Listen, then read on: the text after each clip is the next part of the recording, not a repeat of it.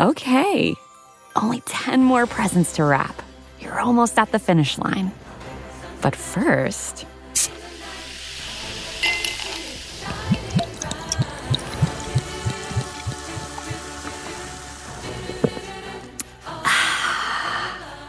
There, the last one. Enjoy a Coca-Cola for a pause that refreshes. You're listening to Kempire here on the Kempire Radio Network. Brian McKnight, are you okay? Don't even answer, because I think we all can collectively say Brian McKnight is not okay. In a new interview, Brian McKnight is confirming that he was never in love with his ex-wife, Julie McKnight, and that the kids that they made together were not made in love. Let's break down all of the things that he had to say. So it was a couple of days ago that I started seeing these clips from Brian McKnight's most recent interview. I believe it was with our friends over at The Art of Dialogue. And he's regurgitating a lot of the things that he's been saying on social media. And I just don't understand why Brian McKnight continues to talk, because every time he talks, I feel like he makes it worse for himself. And as you know, we've been covering the story. The last story that we covered was the fact that Brian McKnight took to social media claiming that he got this big multi-million dollar payout win default judgment, when we've come to find out that it was just him applying for the default judgment. We've since found out that Julie McKnight has gone to court to have this claim dismissed. So before we get into the other part of this story, I did want to give you an update. Shout out to our friends over at The Girls Are Fighting on social media, but also Pam Esquire on YouTube. They write this in regards to the claim that Brian McKnight was going to get this $8 million default judgment. They write this as a Julie McKnight fires back, accusing Brian McKnight of fraud and defamation case, saying signature on court papers were forged. Brian McKnight's $8.8 million win may not be a win after all. According to YouTube attorney Pam, the law intellect Pam Esquire, new court filings show that Julie McKnight has officially responded to her ex-husband's defamation lawsuit, and she's coming in strong. In her filing, Julie asked the judge to set aside the default judgment Brian claimed online. She says that she was never personally served and that the signature on the proof of service is fraudulent. The proof of service on the file is fraudulent, she says in a quote. The defendant did not sign the proof of service. Pam Esquire also noted that there's no signed $8.8 million order on the docket, meaning that Brian's celebration might have been premature. Julie's move could completely undo the reported judgment if the court agrees the service was improper or fraudulent. Translation, the win isn't official, and this case is far from over. I'm going to play the one part from this interview. We're playing this under fair use for commentary and reviewing and research purposes. And as always, I will cite my sources in the description so you can see the full interview if you want to see the full interview. One of the stories that we covered was about Brian McKnight's son, Nico, who passed away after battling cancer. He talks about that and tries to defend his side in regards to the timeline as to was he there for his son when he found out. So let's get into that first. I'm going to stop and go as we play this. Well, to me, I'd be like, well, he wasn't so great to me. You can have him. Mm. Like what, my mother loved my father to the day she died. But she went to her maiden name and they got divorced. My father got remarried. He's been married for 40 years. Yeah. This is a cycle that continues to happen. And I can't speak for everybody else's situation. The saddest part of this is that the younger one ended up dying. Yeah, I was going to ask you about that. How do you feel about that? Because a lot of people make a big deal about, if we just being transparent about, posts right. that you may make on the anniversary of the passing. Yeah. God's timing. That was the day that the judge told us what the amount was. Oh, okay. So that was one of the things that we talked about when we covered the story. When he came to social media and he posted that weird video, and then he posted the voice message that he must have received from Julie McKnight. And you saw him running and kicking his feet up in the air because he was celebrating. But he posted this on Nico's birthday.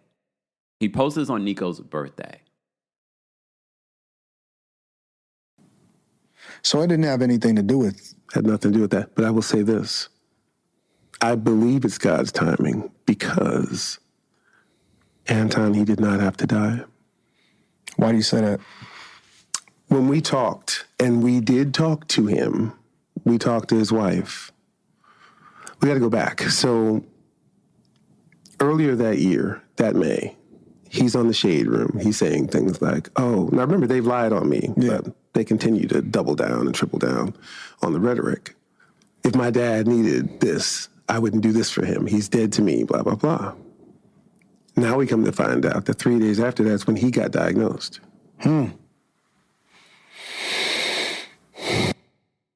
First of all, just pay attention to Brian McKnight's body language. First of all, he's done this before when talking about his family, and just some of the darkest things that he would sort of insinuate without really necessarily saying. Is he saying that this was Nico's punishment because he went to social media and told his truth? Again, I'm not saying it is the truth, but I'm saying he told his truth or his story. Are you saying the cancer was his punishment? And just look at his body language. His body language is quite telling. And this is why I say, I think Brian McKnight not talking probably would have done better for his career versus coming to social media or even doing any sort of interview, because I don't feel like this interview did him any justice. They waited because he didn't have insurance. Mm-hmm. They waited 4 months to let us know. After they found out that he was actually... They waited 4 months. So he could have... According to all statistics, 91% of colon cancer diagnoses that are caught early are curable. Right. And this is something that we talked about before in the last video. It feels like he's continuously trying to, first of all, I can't even imagine a mother losing a child. You know, I lost my sister, so I can't even imagine what my mother feels like losing a child so young.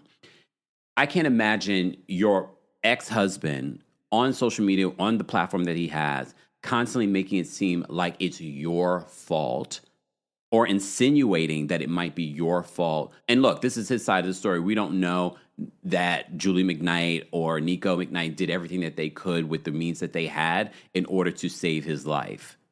So I just feel like him doubling down and doing these interviews, trying to insinuate what?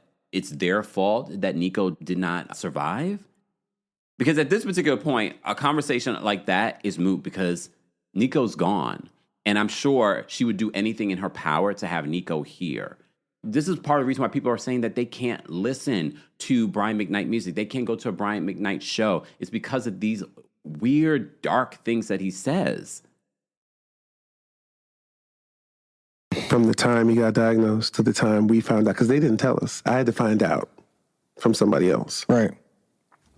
Then I heard from them. So were you the last? We were the last to find out. Wow. So once we found out, we sprung into action. What can we do? Can we get the scans? Can we do this? Can we do that? Anton, by this time, it was stage 4.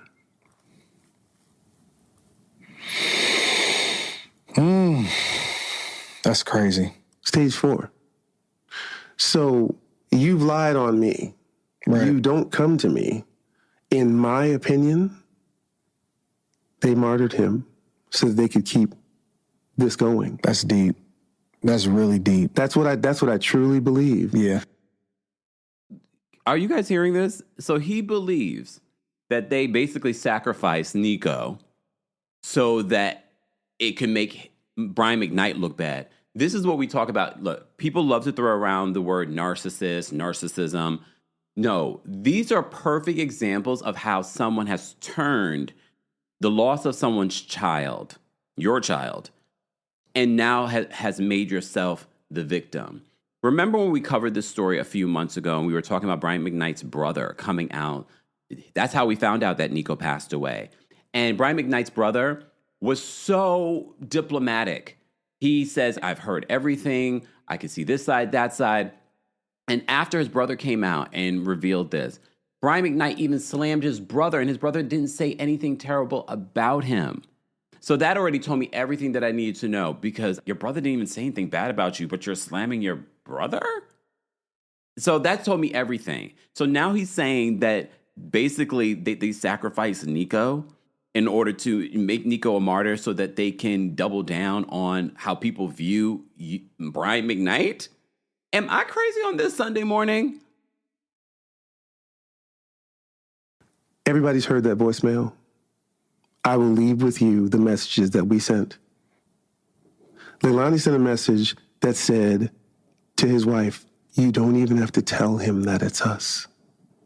We just want to help whatever we can do. And then they're like, well, he would have had to stay at your house and they wouldn't have been able to see him. I'm like, we never made that a stipulation. Mm-hmm. The facility that we found, that the only one that would allow him to come was closer to our house. Right. That's why we have an entire apartment downstairs with its own entrance. His wife wouldn't have to work. You can take care of him all day. Leilani wanted to take care of him. And his mother sent that message after we sent the message to him. That's insane. This is what happened. So and it gets worse.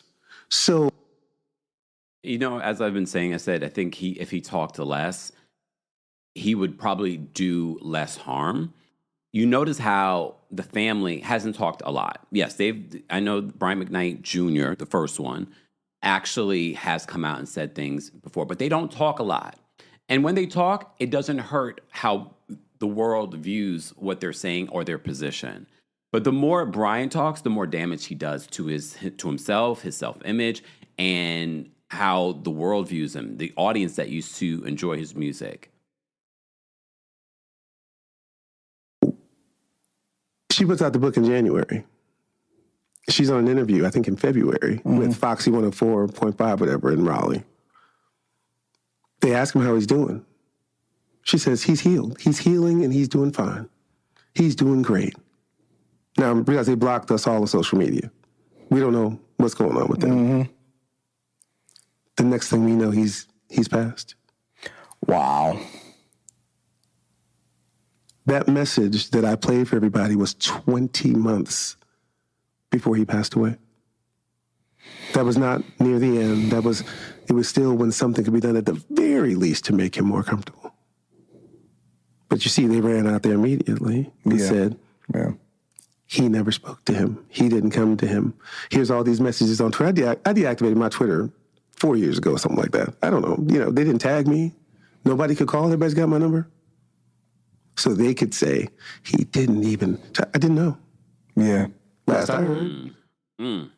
Look, am I saying either side is perfect? But look, even if I take the position of like, well, we don't know all sides, Brian McKnight's still going to view and hear what he wants to hear, because you saw what the brother did. The brother just wanted to celebrate Nico's life. He lost his nephew, and Brian McKnight still sort of villainized his own brother.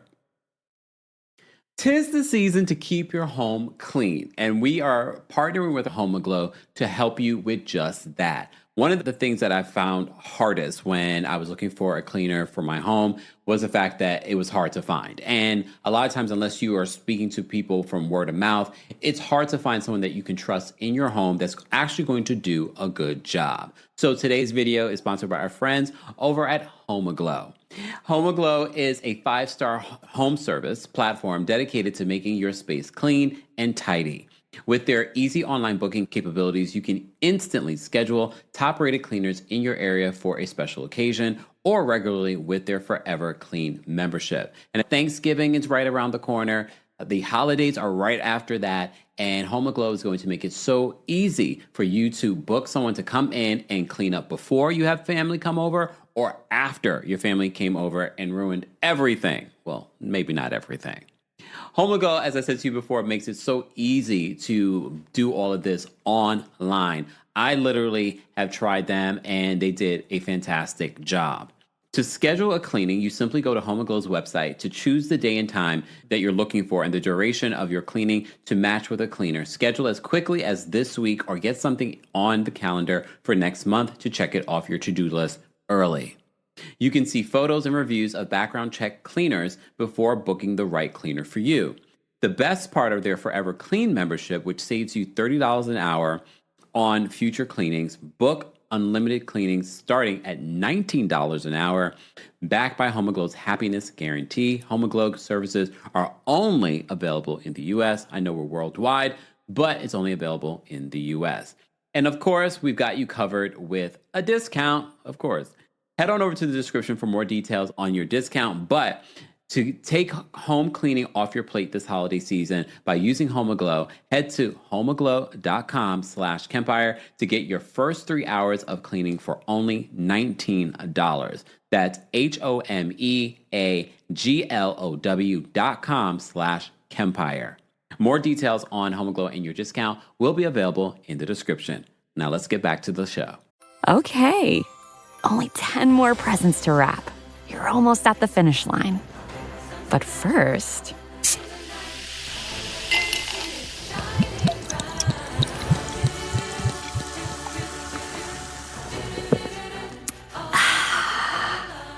There, the last one.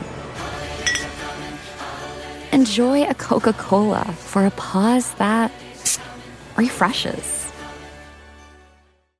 But he wasn't done. There was more that he said in this interview. Bryant McKnight talks about his relationship with Julie McKnight and says that he was never in love with her, hence the reason why he said that his children were not made in love.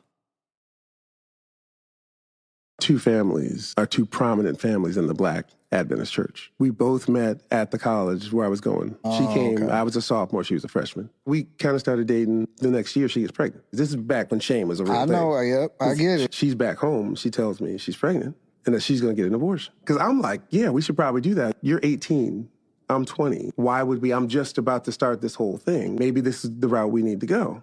And she agrees. I'm like, oh, dodged a bullet. I'm going out to sign my deal in California. When I leave there and get back to Huntsville, that's when she called me and said, actually, I didn't have the abortion. So now I'm like, I got to tell my mom. My mother, who played the piano and was singing in the choir every week. On the Seventh-day Adventist Church, if your kid has a baby out of wedlock, you no longer can hold any church office. You can't sing up in front. You can't do it. You are held responsible for whatever the kids do. I honored my mother, and I tried to do the right thing with a woman that I hadn't even known a year yet. We got married in September, baby in November. We had a sort of an agreement. You handle this part. I'm not changing diapers. I'm 20 years old. This was not what I expected to do. I always hate these conversations when men make it seem as if it's the woman's fault, as if you both didn't lay down and didn't use protection, whatever it may be, and it's her fault because she decided to keep the baby. Look, I've never had an abortion, but I've heard abortions are very traumatic. So I don't know the reasoning why Julie decided, if this story is even true, I don't know why she decided to keep the child. But now you're saying you're not going to change diapers, you're not going to do it. You still lay down with this woman. I don't care. You are grown enough to lay down with this woman. Now all of a sudden, I'm not doing this, I'm not doing that. Because you guys had an agreement. I don't understand that logic. He's not the first guy to say something like this. Well, if you're deciding to have the baby, we were just talking about this with Khloe Kardashian's baby's daddy, Tristan Thompson, because he said that about the side chick. Remember, he said he told her in that Snapchat message, "I'm not going to have anything to do with the child," and he meant that. He has nothing to do with that child to this day. Made this decision. You're going to handle that, and I'm going to handle this. Yeah. When you make that bargain, you say, hey, you're going to take care of this. This is your responsibility. And they say, got it. And you go and you do what you have to do. You're expecting that to be the case. But we don't realize is that people will tell you whatever it is they want to tell you to keep you there until that first argument. Then the real thing starts to come out. But by then, you're looking at your life. You're like, well, and I had this conversation with my mother, like, why did you have me do this? You tried this. It didn't work. Now you got me doing it. Right. It was tough, but I'm already in it. We separated 4 times before we ended up getting divorced ultimately anyway. How far into the marriage would you say the first separation? 2 years. Because you were married for what, 13 years? Yeah, 13. So why not just break off? Why stick it out for 13 years? For the kids. I was never in love with their mother. I wasn't. They weren't made from love to begin with. And I said this before, and people got so mad, this obligation that just because you lay with somebody now, it's sort of an 18-year sentence. I think it's not the fact that people, this is your truth, whatever. It's the fact that your children are here and you saying that they weren't made in love, it's not about how we feel about it. It's sort of like, oh, how do your children feel about that? Knowing that you feel this way, that they weren't made in love. Because that can't feel good. And this is just one of the cringiest things that Brian McKnight has said on social media about his children. So him saying that they're not made in love, it's not about us or how we feel about it. It's more so about like, damn, how does your children feel that you feel this way about them? Because it probably, if anything for them, you saying that they're not made in love, it's like, oh, is that why you treat us the way that you treat us? Badly, indifferently? Is that why? Of some kind or beyond that, because it's forever. There's resentment there. But at the same time, you do have these children and you want to try to do your best to do right by them. If we were never supposed to be together like this in the first place, but we have these children, we both have to do what's right for them. And you're right. What we should have done was just separated for good then. What's that nail in the coffin that then leads both of you to come to the conclusion that you guys are no longer good together, regardless of whether or not you have kids or not? I think we always knew we weren't that. She may have been lying to herself if she thought otherwise. For me, when I realized I could parent those boys without her, I could be a good parent. I could be there for them and I could give them what they needed from me without being married to their mother. Do you think that the kids were the thing that kept y'all together as long as you were? Absolutely.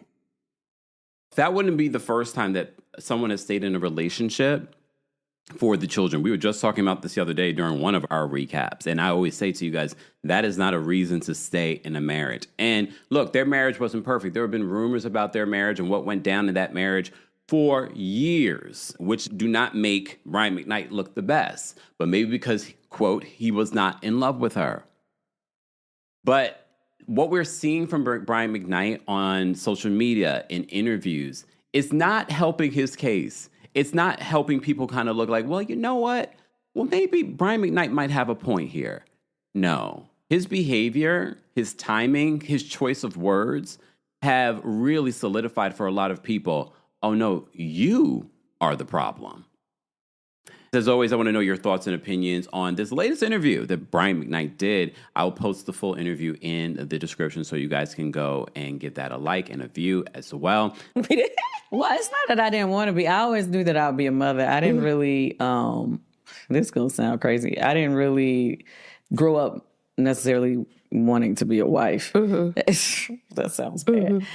After Kandi Burruss announced her divorce from Todd Tucker, fans are now picking apart old videos and conversations that they've seen from the couple and now asking themselves, were these signs?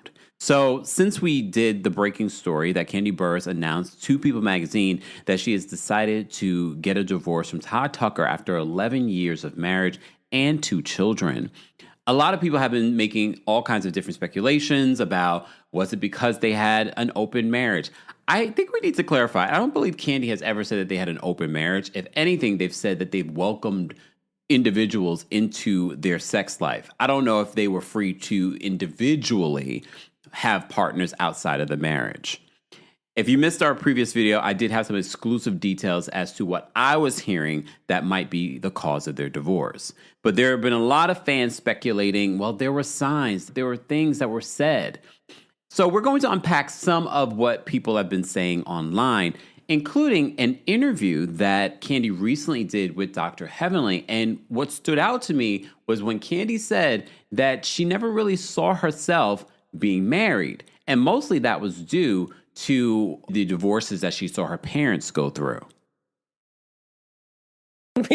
Well, it's not that I didn't want to be. I always knew that I would be a mother. I didn't really, this is going to sound crazy. I didn't really grow up necessarily wanting to be a wife. That sounds bad. But just because... you got some pretty teeth. Well, thank you. They're beautiful. Honestly, they really are. I find it interesting. It makes me wonder what exactly someone off camera said to her in regards to her talking about that. Because remember, this interview was done literally recently. So I'm sure at this particular point, she knew that she was going to be getting a divorce.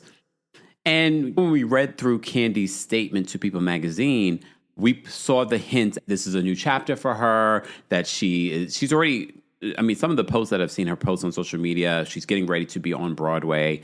And you could tell that she's using whatever heartbreak or issues, this divorce, as her motivation to move forward. As a fellow tourist, I completely understand that. After going through any sort of event like this, I could see her putting all of her time into her work and her children. Most recently, Blaze celebrated a birthday, and both Todd and Kandi came together to celebrate it for their child. And that's one of the things that she's asked, that she's going to really focus on co-parenting in peace with Todd Tucker.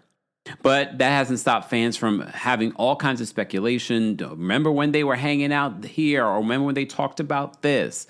One of the things that people are talking about, and you guys have been tagging me in, was something that Todd had posted on his YouTube channel. He used to do, I don't know if he still does it, but he used to do all the time when Kandi was getting glam, they would have these relationship conversations. And I'm glad I watched the full video, because when you guys watch this particular video, you guys really want Todd to live up to what Mama Joyce has said. And I know a lot of you have also said, you bet Mama Joyce is rejoicing or happy about this. Maybe if this happened before the two kids, but we have to remember, a lot has happened in the last 11 years. They have 2 children. She has 2 grandchildren. She doesn't want to see them go through heartache or be upset about something like this. Well, I mean, I don't think that would matter. I probably wouldn't even know who she dated, to be honest with you. It's like, I ain't never met nobody. I'm smashing all Kandi friends if we single. Shut your I'm knocking them all down. I would kill you. No. Becoming funny. No. I gotta go. Would you be mad if I was smashing one of your friends? Hell yeah. If we went together no more, yes, you're my Wait, is there husband and my children's father. Is there any friend you wouldn't even be tripping about? No ass like you think not about. Tell me, I'm just saying. If you watch the full video, Todd is actually on the opposite end of this conversation. He's saying that he doesn't think it would be cool if you break up with someone and you end up dating one of their friends. He could see the potential of that being trouble. So in this particular clip that's going viral on social media, Todd's not saying that he would. He's being facetious here. But there are other things that Todd has said in some of these YouTube videos about divorce that is interesting. As you may recall, when Kandi was getting married, we saw this all play out on reality television. And this is why, me personally, I would not be sharing my relationship on social media or on a reality show, because now everyone's going to be picking apart the signs and symptoms that could have been the reason why this marriage did not work. And as Miss Esquire called in the other day when we had this breaking story, said, we should look at this marriage, 11 years of marriage, as a success. Just because it didn't work for the rest of our lives, we shouldn't say that this was not a successful marriage. They have 2 beautiful children together. They've created multiple businesses, multiple success, Tony Award nominations for these successes. So this was a successful relationship. So let's take a look at what Kandi had to say in regards to divorce and what Todd's response was. Even in divorce, I don't think it's right when men be trying to take half of the women. I don't think it's cool. Like, I feel like a man should always be a man and be able to handle his own or whatever, right? Mm-hmm. So, So you gained your money while the man was with you, and he nurtured you, he helped you, gave you ideas, he was a part of that, that progression. You don't think he should get anything? You did it all. What is he? Nobody said. And that's an important thing to note, because look, we know that they signed a prenuptial agreement. It's important to note that she secured everything that she garnered before Todd. The money that she made on this reality show, the money she makes in her music publishing and things like that is secure. But they did get into multiple business ventures while being married the last 11 years. The restaurants. And there's probably businesses that we don't even realize that they got involved in. They got involved in a few successful. Remember that recent Othello was like the biggest selling Broadway situation ever. So all of that they've made together. Yes, they were investors and things like that. I'm not sure what their portion would be in that, but it was a success that they had during their marriage. And a lot of people are now speculating, is this going to get messy? Is he going to be asking for alimony? What exactly is going to happen here? So this conversation really is interesting to watch because it makes you wonder, what will the conversations be in this divorce? Well, no. I'm just saying, you with your husband right now, right? Mm-hmm. So say he's like, you should do this, you should do that. Let's work on this. Like he's setting you up. He's organizing you. He's getting your shit right. You saying like a Wendy Williams situation? Oh, I don't really know that thing, but I'm just saying, and he helps you blow up. Well, I'm saying because he was like her manager, right? Mm-hmm. No, I'm just saying someone who like really influences, who's really there, who really helps the brand get to where it needs. So now you blew up. You wasn't blown up. Now you blew up. Okay, I like how Steve Harvey say he is now with his wife. His wife, like they added value to the situation, basically. Yeah, like when I met you, you was maybe making a couple of $100,000. Now you're making $4 million a year, and he's been contributing to your success. Okay, in that case, if they choose to get a house together, but once again, still in marriage, I would not do it if I was not married to the person, because that's what we're saying, right? Is this the topic? No, yeah, not if we're not married. If we're not married, now I can understand what you're saying. If the person is adding value to the relationship, and then they build it up, and that's to me, and that's another thing. What I'm saying, let's just equate it to us. Let's equate it to us. I'm about to equate it to us. What I'm saying is, when you and I got together in marriage, right, and we made more businesses, we made more, there were more things happening. Right. To me, the money that was made after marriage, that's a different conversation, because we both contributed, whatever. Mm-hmm. But the money I had when I came in this thing, but nobody's talking about. That's not even part of the conversation. No, but it is to me, because when you're talking about going into a house or a property, because that's what our conversation is about, right? Buying properties together. It's like, if I used my money from prior to purchase it, meaning like this house, for instance, no, I didn't feel like I should. So a man can do the same thing. He can feel the same way. No, like this house, because remember, because everything's documented on reality television. We remember when Kandi purchased those houses that's on one property. That was before she was married to Todd. We have been talking and speculating. People are wondering, like, is this going to affect like her property and things like that? It's going to be everything after they've garnered together after they got married. That house should not be included because, and please understand, that doesn't mean that Todd won't try. Because there are a lot of people, even though they have a prenuptial agreement, so we just saw with Portia and Simon was trying to have this prenuptial agreement thrown out. So it doesn't mean that an individual can't try. It will be up to a judge. I'm not saying that Todd is going to try, but we shall see. Sidebar, I do want to know, we have not seen the prenuptial agreement. I remember them talking about some of the details on their reality show. But it makes me wonder if there is any sort of cheating clause in their prenuptial agreement. And I wonder if there was one, if the fact that they did welcome other individuals into the relationship, if that's going to make that a hairy topic. I don't know. It makes things get really interesting. Because you also remember on Real Housewives of Potomac, when Robin went in and she was trying to get a prenuptial agreement and she wanted to add like a cheating clause into that prenuptial agreement. That's mine from before. You get your weight up. So you feel that way? You don't? You didn't put my name on the jersey, crib. The part you're missing. Stop. Can't. I didn't get offended. Kandi, you have to listen. Just listen. What? Listen for 1 second. I'm just asking you a question. If a guy has everything before the person and he gets with them and they talk about going to get a house, should the guy be like, well, you can't really contribute as much as I can, so we're just going to stay in the house that we have? Or should he do it? Because you said I'm old-fashioned, so it sounded like you were saying he should just do it regardless, but the female shouldn't.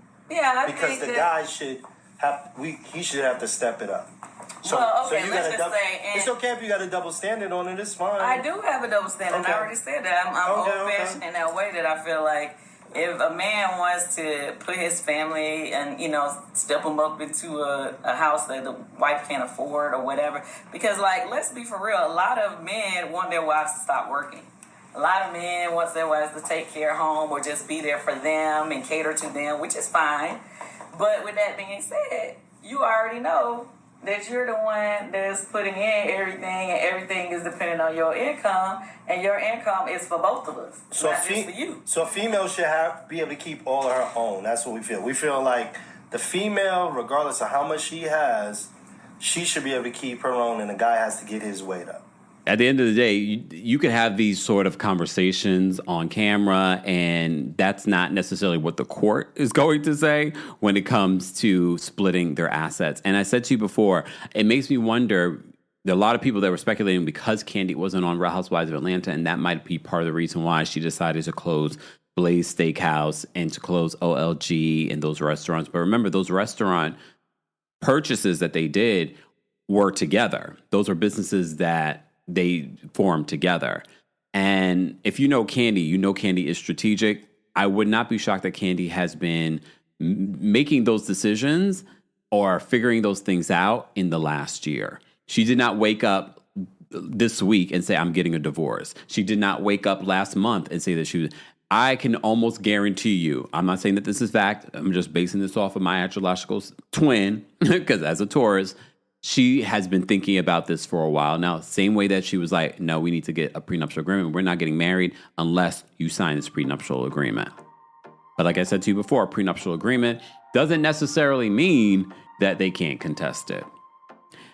We don't know if that's what's going to happen. Todd has not released any sort of statement. I know that there's this photo of Todd going around where he's like thinking about my next scheme. That was an old photo before Kandi announced the divorce, but who knows? We don't know when they discussed this divorce or when they really started to make this plan for a divorce. So the signs and symptoms apparently have been there, and I think fans will continue to look at everything and decipher everything and speculate on everything. Let's hope that they're able to have an amicable divorce. Thanks for tuning in to Kempire here on the Kempire Radio Network. Don't forget to give us 5 stars on Apple Podcasts and on Spotify. And for more information on the podcast, head on over to KempireRadio.com.